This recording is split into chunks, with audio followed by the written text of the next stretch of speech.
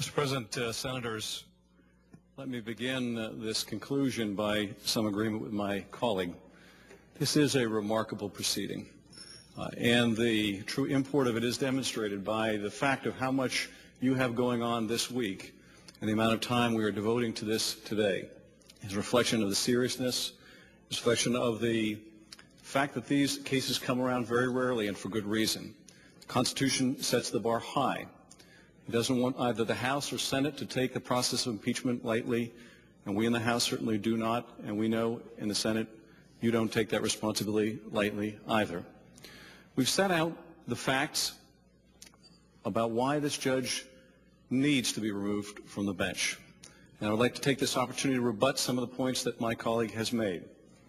I think when you go through the evidence and when you discuss it with the senator who sat through the trial, you will find on each of the articles as charged that G. Thomas Porteous must be removed from office. Counsel began by stating that the judge wasn't prohibited from being prosecuted for many of these crimes, that he signed tolling agreements with the Department of Justice. But this is what the Department of Justice said in its letter transmitting the case. Although the investigation developed evidence that might warrant charging Judge Porteous with violations of criminal law relating to judicial corruption, many of those incidents took place in the 1990s and would be precluded by the relevant statute of limitations. The tolling agreements that Judge Porteous signed contained this clause: I understand that nothing herein has the effect of extending or reviving any such period of limitations that has already expired prior to April 5th, 2006. So anything that was gone by then was gone for good, and he made no agreement to revive it. And so the case was referred to Fifth Circuit. Fifth Circuit had 2 days of hearings, and according to Judge Porteous' counsel, provided unprecedented sanctions on the judge. Do you know what those unprecedented sanctions are? That he has heard no cases and earned his entire salary for 3 years. He has paid his full salary for doing nothing. That is the enormous sanction that was placed upon him. A sanction I think that many Americans would love to have, to be paid a federal judicial salary for doing nothing. That is the sanction. Now, counsel says he offered to retire. Well, why didn't he? Why didn't he 3 years ago retire from the bench? He could have. But the judge's whole intent, which has been demonstrated throughout the procedural history, by changing attorneys and moving for delays and continuance, has been to draw out the clock, to go another month with another federal paycheck, to just see if he can eke it out a little longer until he can get his full salary, his full retirement for life. There was nothing preventing this judge from retiring 3 years ago. Now, turning to the claims made by counsel in Article 1, that the articles don't charge a kickback scheme. Well, let me read from Article 1. While he was a state court judge in the 24th Judicial District in the state of Louisiana, he engaged in a corrupt scheme with attorneys Amato and Creeley, whereby Judge Porteous appointed Amato's law partner as a curator in hundreds of cases and thereafter requested and accepted from Amato and Creeley a portion of the curator fees. It says right here, he sent them the cases and thereafter requested and received a portion of the money from those cases. If that's not a kickback, I don't know what is. Now, I guess counsel's real argument is, well, why didn't they use the term kickback? And because they didn't use the term that counsel would use in the charging instrument, well, therefore he must acquit. Of course, that is not the law in impeachment cases, that we have to charge it using a particular word. What we do have to do is set out the conduct. Senator Leahy asked, well, what about perjury? We don't use the word perjury in the fourth article, but we set out in the fourth article that he made material false statements before the Senate, knowingly, willfully, deliberately. That is perjury. So we don't use that particular word. We don't have to use that word. We don't have to charge a particular criminal statute. When we do use particular words, counsel takes issue. When we don't use particular words, counsel takes issue. What is the requirement here? That we charge him with high crimes and misdemeanors, and yes, those words do appear in the articles. Now, the gift, the wedding gift, as counsel calls it. You'll notice from the portion that he read to you, Mr. Amato never calls a gift. Mr. Turley does in his question. In fact, after Mr. Turley asked those questions, I asked both Creeley and Amato, was this a wedding present? Was this a wedding gift? And their answer was, of course not. Now, counsel has just said, well, back in the Fifth Circuit when Judge Porteous was explaining what happened, he really, he didn't want to contradict his friends. Or maybe he didn't have such a good recollection. So 3 years ago during the Fifth Circuit when he said, he called it then a loan that he just never paid back. But he didn't have as good a recollection 3 years ago as counsel does now when he calls it a wedding gift. Well, nobody's ever referred to this as a wedding gift. It's not a wedding present. It wasn't something they registered for. In fact, the conversation in the testimony in the trial was, Amato says, we're out on the fishing trip. And he says, look, I invited too many guests to the wedding. This is where the wedding comes in. I invited too many guests to the wedding. I can't afford this. You got to help me out. Can you get me $2,000? Can you give me $2,000? Can you find me a way to get $2,000? Now, does that sound like a gift to you? And you don't have to take my word for this or counsel's word. There were 12 senators who sat through these days of testimony. Ask gift. Counsel says, well, these were just really close friends of the judge. This was Uncle Jake and Uncle Bob. These were just close friends. And yet, look at the transcript of that recusal hearing where the judge says, because at that point he wants to distance himself, right? I don't really know these attorneys. They're not close. Have we had lunch? Yes. But I have lunch with all the lawyers in the courthouse. Have I ever been to their house? No. Well, that's odd. This is Uncle Bob and Uncle Jake. They're that close, according to counsel, but the judge has never been to their house? Well, clearly for the point of the recusal hearing where the parties, well, he doesn't really know these attorneys any better than any other attorneys he has lunch with. Well, then it's one thing, but here, it's Uncle Bob and Uncle Jake now. Now, counsel also says that Creeley denied that there was a relationship between the cash and the curators. That's simply not the case. If you look at Creeley's testimony, he says that the judge called him and was hitting him up for the curator money.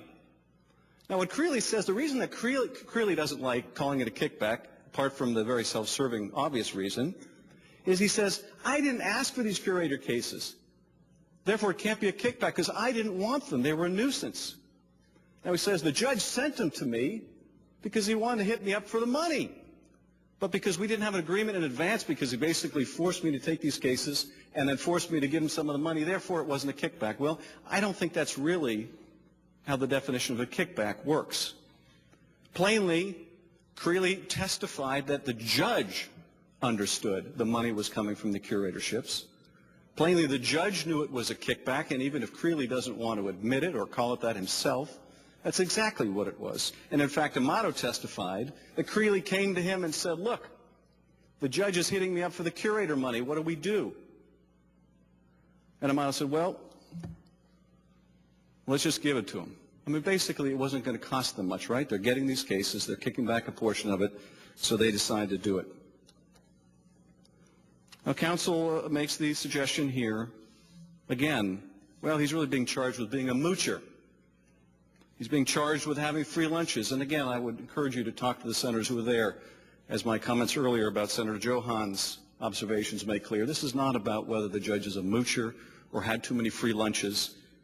This is about getting money from attorneys. This is about setting bonds, not with a public interest in mind, but to maximize profit of a bail bondsman and get a lot of gifts and favors and trips and car repairs and everything else out of it. Counsel makes the astounding claim that everybody in the case agreed that this is the best judge in Louisiana. God, I hope not. If that's the case, we're in much more serious trouble than any of us can imagine. But that was certainly not the testimony in this case. Counsel says, why weren't there records produced by the house of the curatorships? They could have gone and got the records. Well, this is somewhat inexplicable because we did go and get the records. We went into the clutch. Was it 20,000? Was it 19,000? Was it 21,000? And therefore, you can't believe that they actually got the money. Well, the judge himself doesn't deny getting the money. And you know why we can't be precise about whether it was 19,000 or 21 or 22,000? Because as the witnesses said during the trial, they paid in cash so there'd be no paper trail. So I guess counsel is saying if you pay in cash, you can never be charged or impeached because then the government can't prove exactly how many dollars went into your pocket. Counsel then makes the claim that if you issue him because he lied to the attorneys or misled people during the recusal hearing, that what you're really doing is impeaching a judge because of the judicial decision, and that will erode judicial independence, as if it's a disagreement with the case law on the motion, the case law on the opinion, or his judicial philosophy. That's not what this is about. This is about taking money during a case. This is about denying a motion when you know you received money from the attorneys and lying about it. It's not about the merits, about the cases you cite or what the standard ought to be. The judge said the right standard during the hearing. He understood exactly what was required of him. That's what makes this so egregious. He set out the standard, if you read that transcript, perfectly. And he said if anything should come up during the trial that should require me to take myself off the case, I will let you know and give you that opportunity. So what happens? The case is under submission. As counsel points out, it's under submission for 3 years.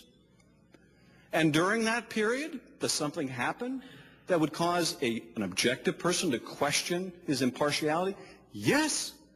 He hits him up for $2,000 and they give it to him. Does he do what he said he would do during that recusal hearing and give the parties a chance to ask him to get off the case?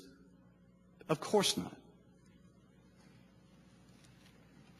No, instead, counsel paints Porteous as a victim of this conspiracy to go through judge after judge in this hospital case. But no, he's a hero. He's going to stay in there. He will not recuse himself. He won't let those parties manipulate the system. This is Judge Porteous' hero, occasionally as victim, but never as the abuser of the public trust that, in fact, he is. The fact that the opposing counsel who loses the recusal motion has to bring in another crony of the judge with an agreement that says if you get the judge off the case, we'll give you $100,000 to start and $100,000 more if you get him off the case. It shows you how the system is corrupted by this judge, that the other party has to bring in a crony for his side of the case.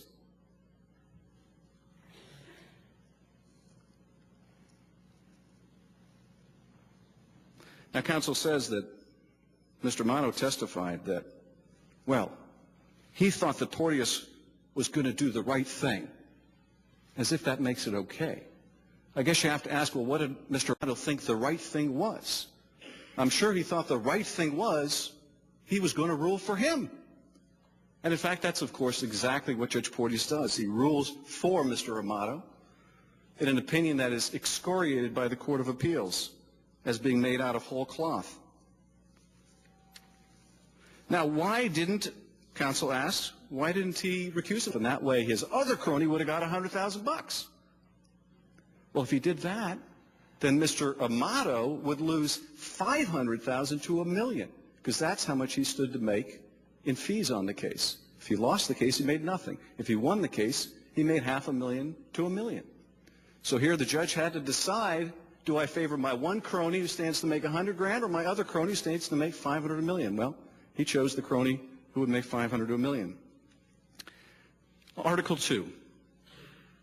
Counsel claims that Article 2 was about 6 lunches. This is, again, the same kind of issue that was raised with Senator Johans. This isn't about 6 lunches. The portion of Article 2 which deals with the federal conduct is about 6 lunches. It's about a judge recruiting his successor into the same corruption scheme that he was engaged in while he was a state judge. A recruitment that was successful. Judge Bodenheimer was recruited. He then went to work with the Marcotts, who he wouldn't deal with until he was vouched for by Judge Porteous. And then Judge Bodenheimer goes to jail. And this is the character witness that Judge Porteous calls during the trial, Judge Bodenheimer, who went to jail for almost 4 years for the same charge. If you look at the charges that Judge Bodenheimer pled guilty to, it was having this arrangement with the bail bondsman where he would set bonds to maximize the profits of the bondsman in exchange for these favors and gratuities. Now, counsel says, well, the House said at one point that it wasn't going to show that any particular bond was set too high or too low. Now, counsel didn't mention the fact that what we were saying is We weren't going to say that this particular bond in the case of Joe Smith should have been $50,000 higher or $20,000 lower. No, we weren't going to say in a particular case. What we were going to say was the arrangement with the bondsman, as the evidence showed during trial, was that in each of the cases that went before the judge, the bondsman would say, this is where I can make the most money, set it at this point. That's what we said we would prove, and that's what we showed during the trial. Counsel then says something to the effect that the Duhan expungement was downgraded. I don't know what that means. Mr. Duhan was called to testify. He testified about the fact, just like Wallace, the other expungement, he didn't really hire the attorney. Marcotte did. He didn't even attorney anything. Marcotte arranged the whole thing. And if you look at the transcripts of the expungements and the set-asides between the judge, when the judge sets aside these convictions of these two Marcotte employees, you know what's really striking about them? There's nothing during the hearing. There's nothing said. There's no case made about why this person deserves to have their conviction set aside. The lawyer doesn't say, Judge, he's lived a good life. He's never had a problem with the law. He really deserves this. It's silent. The judge just says, I'm going to do this. I'm setting aside this conviction under code section blah, blah, blah. There's no discussion. The judge doesn't want there to be. He doesn't want anybody listening or watching or reading the transcript to know what's really going on. Now, counsel can say, well, there's nothing per se illegal about setting aside a conviction. In fact, the evidence during the trial showed that the judge lacked the power to set aside one of the convictions because Louisiana law said you can't set aside where the person has already started their sentence. And this person, Wallace, had already finished his sentence.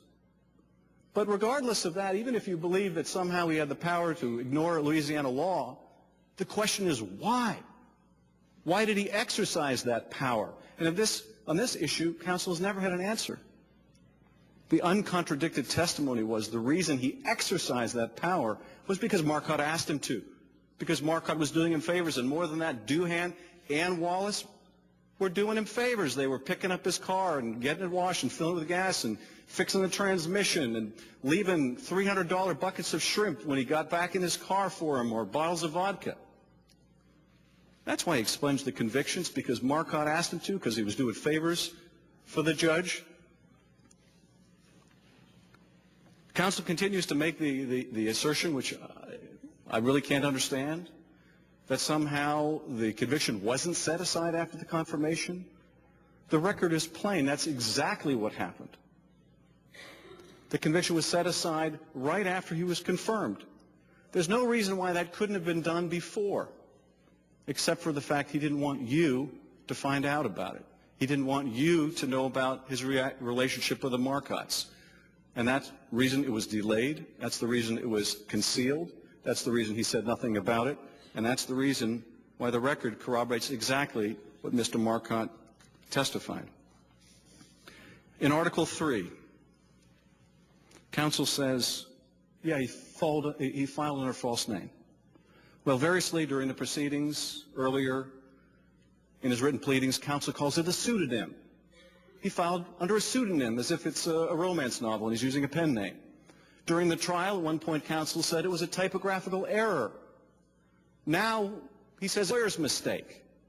This is not a layperson going to an expert lawyer and being advised of some arcane provision of bankruptcy law. This is a federal judge with 20 years of experience. And the lawyer concocts the scheme, well, let's just use a false name. And why don't you go out and get a P.O. box so we don't have to list your address? And the judge does this. This is not advice of counsel. This is collusion. And what's the judge's explanation for why he is entitled to file under a fake name? Well, he doesn't want to embarrass himself. And I guess now he doesn't want to embarrass his wife. Well, what does this mean? That if you're a federal judge, you have a right to file in a false name under penalty of perjury because you don't want to be embarrassed? But if you're an ordinary citizen, you don't have that right? Is it only judges who are embarrassed by bankruptcy? You don't think a teacher who files bankruptcy is embarrassed, or a banker who files bankruptcy, or a baker or anyone else would be embarrassed if their neighbors or their employer or someone else finds out that they've had to file bankruptcy? It's a very painful, embarrassing process for anyone. And a federal judge doesn't have any more right than anyone else to use a fake name. But counsel says, well, no harm, no foul. Because he finished his bankruptcy proceeding and creditors got paid. He didn't want the notice in the paper, but the creditors all found out about it anyway. Well, yeah, the creditors found out about it because it went public. The hope was it never would. And what the judge also wanted, in addition to avoiding the embarrassment, he didn't want the casinos to know. He didn't want the casinos to know. Because if the casinos knew, and they weren't listed as creditors, even though he continued taking out his gambling chits and gambling, if they knew, they would deny him credit. And they wouldn't let him keep gambling, which is exactly what he did during the rest of the bankruptcy. On Article 4, counsel concedes that prior conduct can be impeached as long as it's during the confirmation process. So I guess they have waived any objection constitutionally to impeaching on prior conduct for the purpose of Article 4, because, of course, Article 4, the lying to the Senate, is during the confirmation process. Now he says, well, these questions were broad, though. They were about embarrassing facts. He's focused on one word, embarrassing.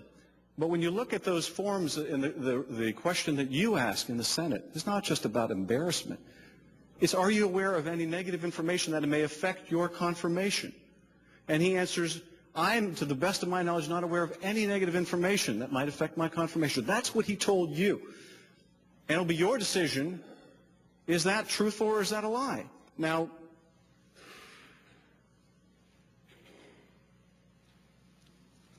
counsel implies it's impossible to know what that question really means. So I asked his own expert this during the trial. If information came out before confirmation that a candidate for judge took kickbacks from attorneys in exchange for the official act of sending them curator cases, would, in your expert opinion, that be unfavorable information that would affect that nomination? Answer, this was Professor McKenzie. If it were true, yes, it would be. Question, it would kill the nomination, wouldn't it? Answer, I think it probably would, yeah. Question, and a reasonable person would understand that, wouldn't they? Answer, yes, I think so. Question, that wouldn't require a level of insight of which no ordinary person is capable? No, I agree with that, yeah. Question, if information came out before confirmation that a candidate set bail in amounts to maximize the profits of a bail, etc. Same answer. To each of these questions, their own expert said, plainly that information is called for by that question. Their expert said, you have no right to lie. If you don't want to suffer the humiliation of revealing that you're corrupt, you know what you do? You withdraw your nomination. And in fact, that's why these cases are rare. It's rare, frankly, that you don't find this information during the vetting process. But when it comes out, when the White House nominates someone and it comes out that there's a problem, you know what happens? They withdraw. Now, they may withdraw and say, I've had second thoughts, or I want to spend more time with my family, or for whatever reason. They don't have to say why, but that's what happens. The confirmation process shouldn't be a game of hide and seek with the Senate, where if you can keep your illicit conduct or your corruption hidden from the Senate and get by that confirmation hearing, you are set for life. That's not the precedent we want to set. That was the view, the unanimous view of the House of Representatives. It will be for all of you to decide to what degree you want nominees in the future to feel that they can mislead the Senate, that they can conceal information about corrupt activity. If they can just get through the confirmation, they'll be home free. They'll be beyond the reach of impeachment. I think that's a perilous path to go down as well. When counsel summed up, he asked, did he betray his office? And I think that's the right question. I think hitting up attorneys when you have a pending case worth millions for $2,000 in cash, that's betraying your office. I think recruiting other judges into a corrupt scheme, that's betraying your office. I think lying to the Senate is a betrayal. I think lying to the bankruptcy court is a betrayal. I think in the most plain terms, what does this mean to violate the public trust? It means, what is someone Let's say you don't impeach. What is someone walking into Judge Porteous' courtroom or any other judge in New Orleans or California or anywhere else to think? Or do they think that, well, I guess I can file something under a false name because the judges do, and that's all right? I guess maybe I need to see if I can pay the judge some cash or fill up his car or fix his radiator if I want them to rule in my favor? Can anyone seriously go into Judge Porteous' courtroom after this without wondering those very things? Isn't that the kind of abuse of the public trust that the framers intended to provide a remedy for, so that we wouldn't have to continue to suffer someone on the bench that would damage the institution in that way? We believe that this conduct is beneath the dignity of anybody to serve on the bench, that has not only tarred Judge Porteous, but has tarred all who serve with him, and has raised profound questions, certainly in one courthouse and probably in many others, about just who's sitting on the bench. The remedy of impeachment is not punitive. It's not designed to punish Judge Porteous. Instead, it's designed to protect the institution. And I believe on behalf of the House, it's not possible to protect the institution by deciding that this level of corruption is okay, that solicitation of cash is okay, that striking deals with bail bondsmen that don't take official acts on the public's best interest or public trust, but on how to enrich the judge is okay. These things are not okay. These things are not just an appearance problem, as counsel suggests. This is unethical. This is criminal. And for the purposes of an impeachment proceeding, it is also a high crime and misdemeanor warranting removal. Thank you.